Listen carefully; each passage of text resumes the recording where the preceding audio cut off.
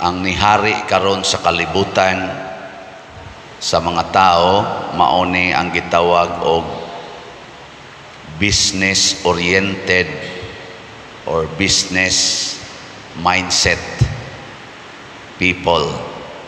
Kana bang ang atong hunahuna murag negosyo? Naba mo nang hunahuna? Ano bang magkwinta ka na ba ni ginansya? Kung buhaton ko ni doon na ba'y kaayuhang moabot? Gitawag nag business minded people. Lingiyay mong tupad ingaunsay negosyo nimo karon. Nya daghan kay rong gipanghimong mga negosyo na ay negosyo nga ginagmay, na say dinagko, na asay yung face to face, na asay online. Nya naay tinarong na asay binuang negosyo. Basta gusto kitang naiginansya. Ang Ginoo mausad na iyang challenge nato. Pabungaha ang akong gitanom diha ninyo.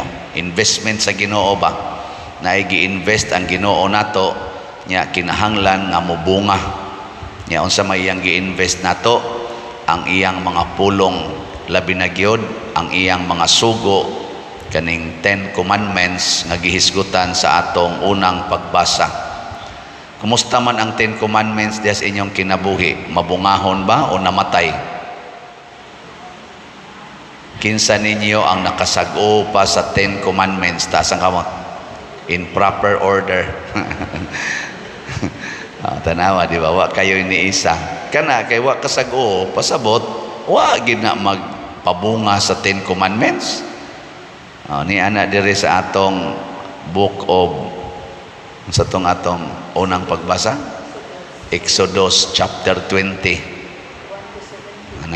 Nya murag na asad na sa book of Numbers mantingal ito. Utro sa kong wa kasag-o. Number chapter 19 murag nana, no? Gihisgutan sad na pero dili kayo dito kompleto. Ang kani siya mo kompleto kaning Exodus chapter 20. Samaan ang pag-ingon nga ayaw kaibog sa mga butang sa imong isig katao o kaha sa iyang asawa. Na nibunga ba na karon? Oy, daghan kayo mga masinahon. Sinasina gyud, kaibog ba sa mga balay, masina kas balay, masina kas iyang sakyanan, sa iyang mga alahas.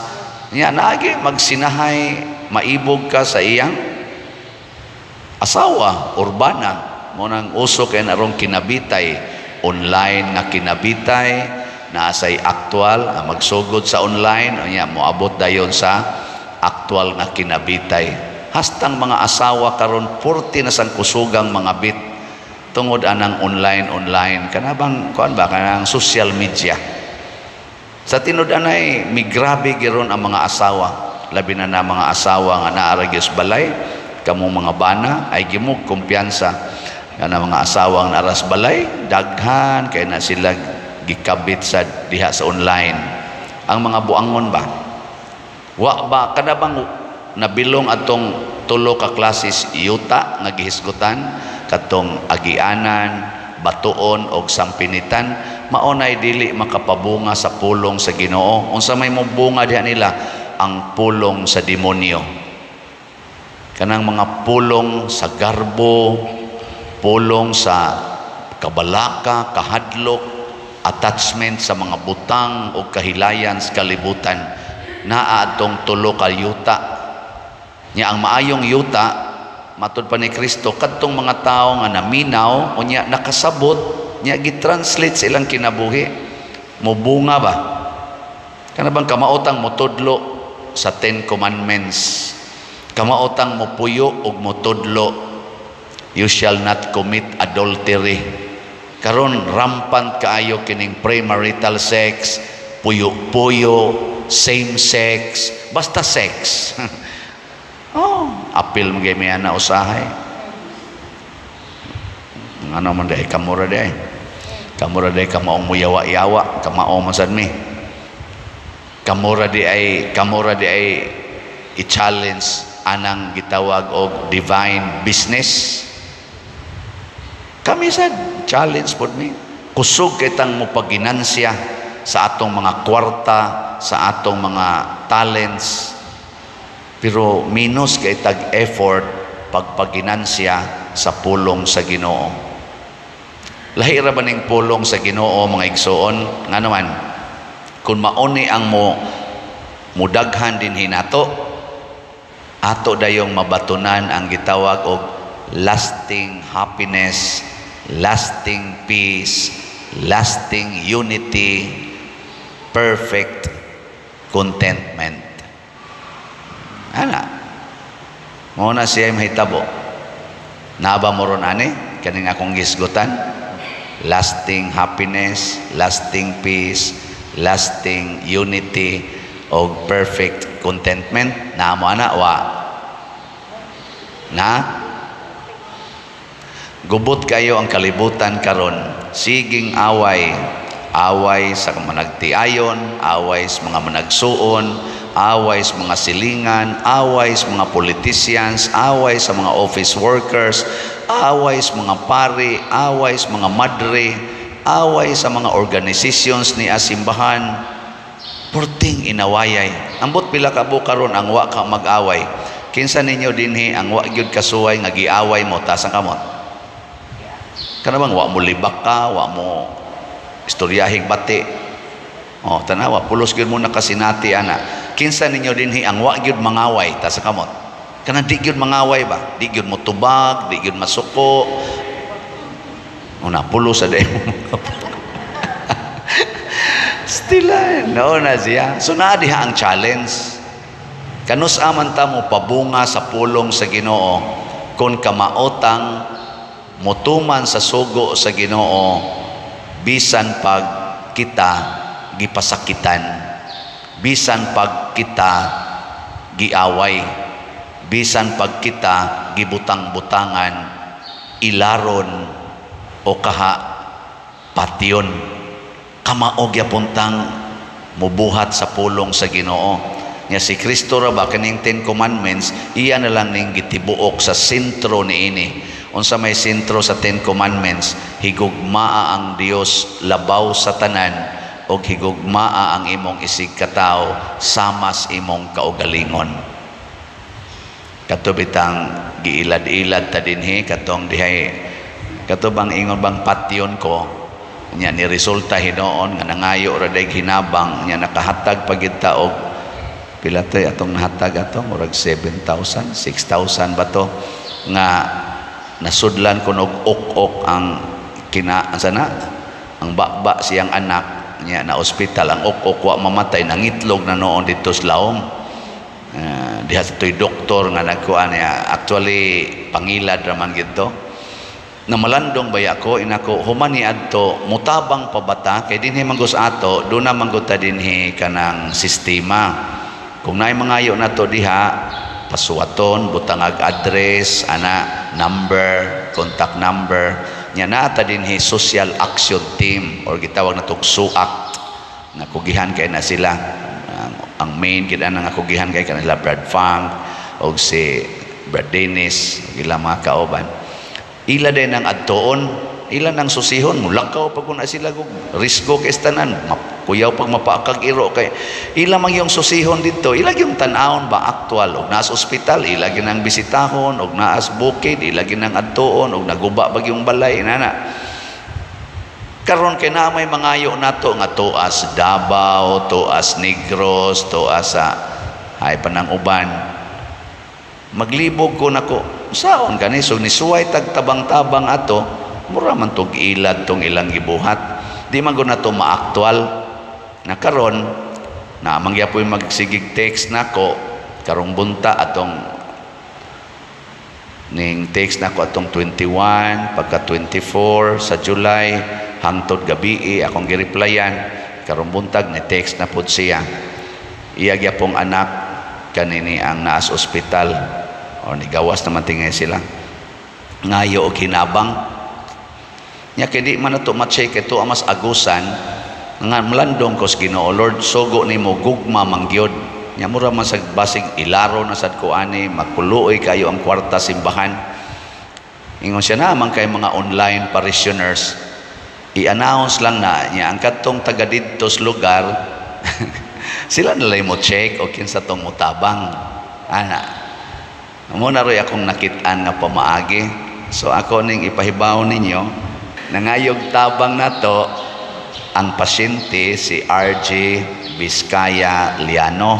Ang nag-text ani murag iyang parents wasan magpaila. Nya na ako no ang ilang address sa Trento, Agusan del Sur. Yang cellphone number 0950-345-0733. Nya kamong gustong mutabang ani, nindot gyud inyo gini siyang mabisita, ay mo gritsog kontak-kontak ani nya mo text dayon tagaan day mo GCash number. Kung taga dito mo sa Trento, Agusan del Sur or naamoy mga kaila dito nga maka-check gyud adto ani, nya palihog lang sad mo tabang. Ang kaso ani kay kinahanglan sila og ipa-MRI aron makita gyud og unsay sakit niya. Gipagawas na lang sila sa doktor kay dako na sila og bayronon niya, di man sad sila o man sad sila kwarta nga ikapa sana kana mga laboratory ba nga mahal ba niya. Og naay gusto ninyong mutabang nga taga-Agusan kamo mga online parishioners nato dinhi nga duol aning Trento, Agusan del Sur, bisitahi gid ninyo or pabisitahi gid didto. Ato na lang gining inanion ngano man kinisang mga tao nga nabilong atong tulo kayuta, katong naas agianan, katong batuon o kaning sampinitan, mga maro sad ni sila. Nya kinsa may ilang atakihon, kinsa may ilang luman o kani-ganing biktima, ang mga tao nga mabungahon. Kana bang mga tao nga nagpuyo sa pulong sa Ginoo sama natong ni asimbahan, kana mga tao nga mga manggihatagon, mao sa na ilang atakihon, ilan ang ilaron. Parehagod ni Bishop Chupilo Kamomot, akita sa din higod ato man ang na-experience ngayog plite niya gikan pas prisuhan, puyo-puyo pa dinhi, magpabuta-buta unya. Ang resulta di ay gikuha di ay ang kwarta sa atong ni Remy kaning akong secretary, personal secretary. Di ka kitas baso dias lamisa, inig panglimpyo, iyang makahig ang baso nga bildo, mahog kay hap lagi kuno iyang mata, pero ganahan lagi siyang manglimpyo.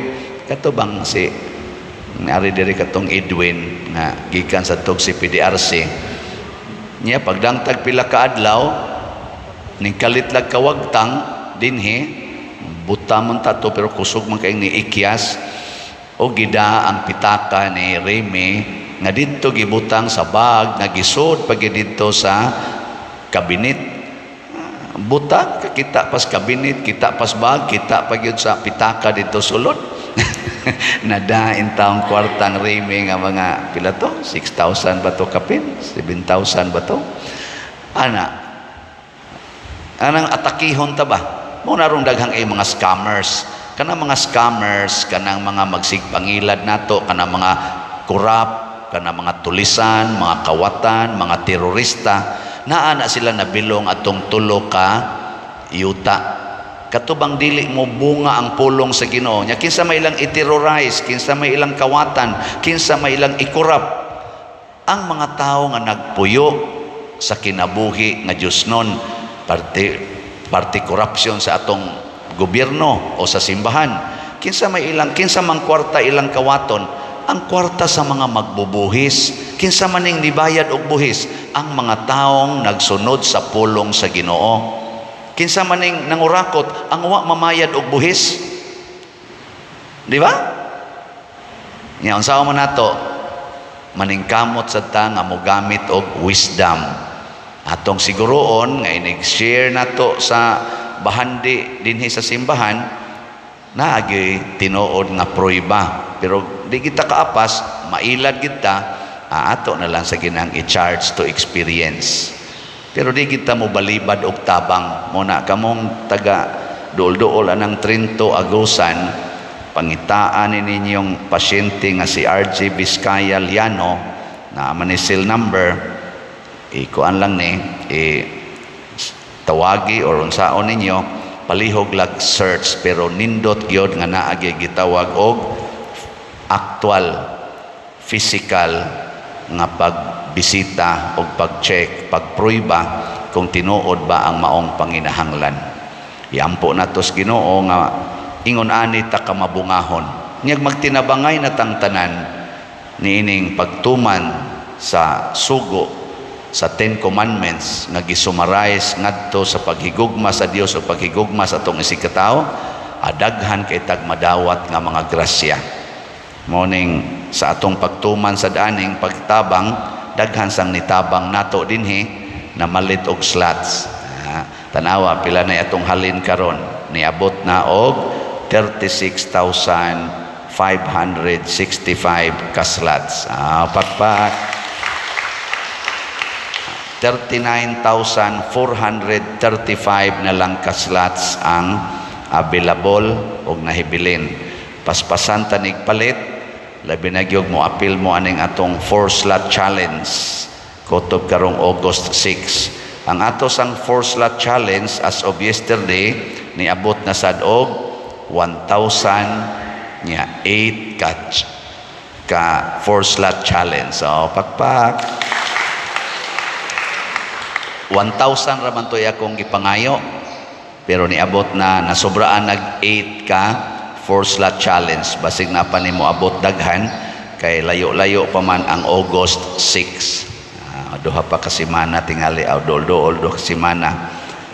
Nya sa ato sa diayng YouTube monetization for the month of June, ato nang nadawat ang atong gamay nga or gamay ba ni dako-dako unsa ni nga share niabot og 134,462 pesos.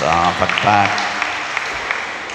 Makatabang na kinis atong charitable activities or expenses, 134,462. Mao nay share sa sige ninyong view, siging like, siging paminaw aning atong mga misa dinhi sa atong YouTube channel nga Patriciano Ubod. Padayon na lang na ninyo ang pag-view ni ana. Kakuan mo Patriciano Ubod, ay mo to atong nga naong pakita tong atong YouTube channel ato mo sa nang gi-post dinhi. Naray 160 na ka 1,000 ka subscribers. Nya kun magsige lang gitag view ana, sige tag paminaw sa whole gyud nga mga misa, whole nga homily, na pag-humili with subtitle nga English, pang share na ninyo, na anay share nga monetization nato.